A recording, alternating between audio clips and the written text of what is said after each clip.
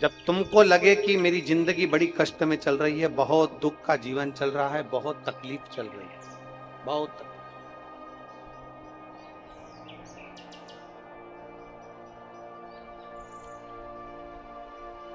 आपको लगे कि आपका जीवन बड़ा कष्टमय है, बहुत तकलीफ का जीवन चल, तब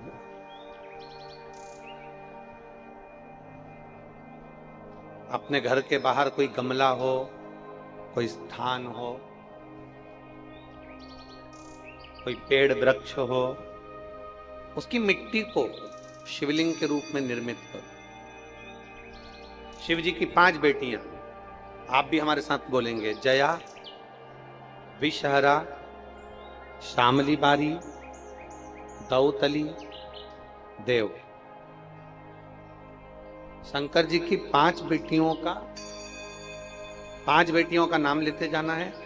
वृक्ष के नीचे या किसी गमले की मिट्टी को, यदि कहीं पार्थिव शिवलिंग का निर्माण अगर आप कर रहे हैं तो घर में भी पार्थिव लिंग बनाकर, या पेड़ के नीचे या गमले में शिवलिंग बनाकर 5 बेलपत्र शिव जी की 5 लड़कियों का नाम लेकर वापिस बोलेंगे, जितने लोग सब बैठे हैं, जया, विषहरा, श्यामली बारी, दौतली, देव। शंकर जी की 5 लड़कियों का नाम लेकर एक एक बेलपत्र शिव जी को समर्पित करना, और शंकर भगवान को समर्पित करने के बाद दोनों हाथ में 2 लोटा जल लेना। जैसे कावड़ का जल चढ़ता है ना, कावड़ का जल कैसे चढ़ाते हैं? दोनों हाथ में पात्र लेकर एक साथ धार लगाते हैं, बस वैसा ही। आपको लग रहा है कि मेरी जिंदगी बहुत कष्ट में चल रही है, पूरा पूरा दुख भगवान ने मेरे ऊपर ही दे दिया, बहुत पूरी जिंदगी का पूरा कष्ट मुझे दे, पूरा कष्ट। आपको लगे कि मेरी जिंदगी बड़ी दुख में, बड़ी कष्ट में, बहुत तकलीफ चल रही, किसी वृक्ष के नीचे, किसी गमले में, या अपने घर में पार्थिव लिंग का निर्माण, पार्थिव लिंग का निर्माण कर 5 बेलपत्र शंकर भगवान पर उनकी 5 लड़कियों का नाम लेकर समर्पित। जया, विषहरा, श्यामली बारी, दौतली, देव। 5 बेटियों का नाम लेकर 5 बेलपत्र समर्पित कर हाथ में 2 लोटा जल लेकर शिव जी पर एक साथ धीरे धीरे धार लगाइए, और एक घी का दीपक लगाकर प्रार्थना कर 5 बेलपत्र उठाकर अपने घर में लेकर आ जाइए। 2.5 महीने, ज्यादा से ज्यादा हम बोल रहे हैं 2.5 महीने, पर विश्वास करता है कि 15 दिन में वो दुख मिटेगा ही, वो तकलीफ कटेगी, वो कष्ट मिटेगा। 15 केवल शिव की आराधना करना। एक महिला यहाँ बैठी है जिसके घर में 5 साल तक उसने इंतजार करा था कि मेरे घर में औलाद हो जाएगी। 5 वर्ष तक इंतजार करा, नहीं हुई। घर के लोगों ने विचार कर लिया अब इसके गर्भ से कभी औलाद नहीं हो सकता। घर के लोगों ने विचार करा कि इसके गर्भ से ना जाने कितनी कितनी जगह से गोदी भरवा ली। 6 साल निकल गए, 7 साल निकल गए, 8 साल निकल गए, पर औलाद नहीं। अब आखिरी में सबने छोड़ दिया कि ये तो संतान दे ही नहीं सकता, बुद्धि बिगड़ गई। घर के लोगों ने भी विचार कर लिया कि रखने से फायदा क्या, औलाद का सुख ही। 9 साल निकल गए, औलाद नहीं हुई। 10 साल निकल गए, 11 साल निकल गए, 12 साल निकल गए, 13 साल निकल गए, 14 साल निकल गए, 15 साल निकल गए, 16 साल निकल गए, संतान नहीं हुई। 17 साल निकल गए, संतान नहीं हुई। 18 साल निकल गए, संतान नहीं हुई। 19वां वर्ष आया और इसने गुड़ियारी की पंडाल में बैठकर, गुड़ियारी में जब कथा हुई, गुड़ियारी के पंडाल में बैठकर कथा सुनकर बाबा की रज को अपने पेट पर लगाकर खाकर विनती करी, बाबा कुछ भी करो, अब मेरे घर में औलाद तुम ही दे सकते हो, तुम। ईश्वर महादेव का एक बड़ा सुंदर चरित्र यहाँ पर आप और आपके बीच में बैठे हुए शिव भक्तों से सुनने को मिलता है कि खारू नदी के तट पर वन को जाते समय जब भगवान राम मां जानकी के साथ में विराजमान थे, लखन लाल जी साथ में विराजमान थे, तब भगवान राम जी ने एक प्रतिज्ञा अयोध्या से चलते समय ली थी कि प्रतिदिन शंकर के शिवलिंग का निर्माण करना है और उसकी पूजन कर, प्रतिदिन। और ये राम जी का नियम था, ये मेरे राघव जी का नियम था। राम जी ने एक नियम लिया था कि प्रतिदिन अयोध्या से निकल कर जा रहा हूं और अयोध्या में मेरे पिता दशरथ जी का नियम है कि दशरथ जी शंकर भगवान के पार्थिव शिवलिंग का निर्माण करते हैं, उसकी पूजन करते हैं, उसकी आराधना करते हैं, उसकी अर्चना करते हैं। तो मैं भी करूं। अगर पिताजी भजन करते हैं ना, तो भजन का बल बेटे में आना चाहिए।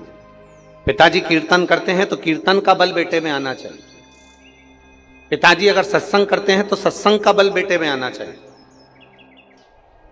मेरे राम जी के पिताजी श्री दशरथ जी महाराज, अयोध्या में ऐसा कोई दिन नहीं जाता था जिस दिन मेरे दशरथ जी महाराज शंकर के शिवलिंग का निर्माण नहीं करते।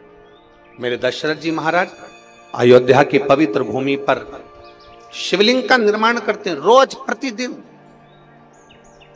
प्रतिदिन। और भगवान शंकर से रोज प्रार्थना करते हैं, रोज प्रतिदिन। जब अयोध्या से मेरे राम जी वनवास के लिए जा रहे हैं, माता कौशल्या जी ने राम जी से पूछा कि राम, अयोध्या से जाते समय तुम कुछ लेकर जाओगे क्या? अयोध्या से तुम जा रहे हो तो कुछ लेकर जाओगे राम? तुम कुछ ले जाओगे? मेरे राम जी का उत्तर प्रत्येक सनातनियों की बुद्धि में होना चाहिए। अवध के राजा राम जी का उत्तर प्रत्येक सनातनियों की बुद्धि में होना चाहिए। राम जी से कौशल्या मैया पूछ रही है कि तुम वन में जा रहे हो तो राम तुम कुछ लेकर जाओगे? राम जी कहते हैं, मां, अयोध्या से जाते समय केवल 2 चीजें लेकर जा रहा हूं। एक अपनी मातृभूमि की रज और दूसरा अपने हृदय में जनमानस के कल्याण का संकल्प। दशरथ जी महाराज से राम जी ने एक बात की सीख ले ली कि मेरे पिताजी अगर शिवलिंग का निर्माण करते हैं तो मैं भी शिवलिंग का निर्माण करूंगा। प्रतिदिन मेरे दशरथ बाबा रोज एक शिवलिंग का निर्माण करते हैं तो मैं भी शिवलिंग का निर्माण करूंगा। राम जी ने अयोध्या से चलते चलते जहां रात्रि रुकते थे, दूसरे दिन सुबह जब उठते थे शिवलिंग का निर्माण करते, पूजन करते, शिवलिंग का निर्माण कर फिर आगे बढ़ते, फिर पूजन करके आगे बढ़ते। हम फिर निवेदन करेंगे, पूरे राम पथ गमन में तुम चलकर देखिए, राम जी के हाथ के निर्मित शिवलिंग आपको दर्शन होंगे। और चलते चलते चलते चलते एक स्थान खारू नदी का तट पड़ गया और खारू नदी के तट पर भी माता जानकी और भगवान राम जी शिवलिंग का निर्माण करते। इतने में समय में तभी उन्होंने क्या देखा कि एक बानर जो सहज भाव में एक छोटे से पाषाण को लेकर जा रहा है, छोटे से एक पाषाण को लेकर जा रहे थे। और वो पाषाण साधारण नहीं था, वो मेरा हाटकेश्वर महादेव का शंकर ही था। वो पाषाण साधारण नहीं, उस पाषाण की ही मेरे राम जी ने अर्चना कर ली। उसी पाषाण शिवलिंग का निर्माण, पार्थिव, आया दुख, आई तकलीफ, आया कष्ट, पार्थिव शिवलिंग का निर्माण। बिना शिव आराधना के कुछ भी प्राप्त नहीं हो सकता, कुछ भी। बिना शिव आराधना के कुछ भी प्राप्त नहीं हो सकता। राम जी की भक्ति चाहिए तो शिव आराधना करना पड़ेगी, कृष्ण भगवान की भक्ति चाहिए तो शिव आराधना करना पड़ेगी, देवी जी की भक्ति चाहिए तो शिव आराधना करना पड़ेगी, नारायण की भक्ति चाहिए तो शिव आराधना करना। शिव आराधना केवल पूजन से ही नहीं होती, शिव आराधना केवल पूजन से नहीं होती है। मंदिर जाओगे तो शिव आराधना होगी ये भी पक्का नहीं है। शिव आराधना किसको कहते हैं? हमने पहले अभी कुरुत की कथा में कहा था, किसी भूखे को भोजन कराना, किसी प्यासे को पानी पिलाना, किसी बच्चे को एजुकेशन की जरूरत है, किसी बच्चे को शिक्षा की जरूरत है, उसके पास धन नहीं है, उस बच्चे को अच्छी एजुकेशन कराना। किसी को दवाई की जरूरत है, उसको दवाई दिलाना। तुम्हारे घर पर दिया लग रहा है और सामने वाले का घर में अंधेरा है, तो उसके घर में दिया जलाना, ये भी शिव आराधना है। कोई छोटा सा बच्चा पढ़ना चाहता है, उसको पढ़ाओ।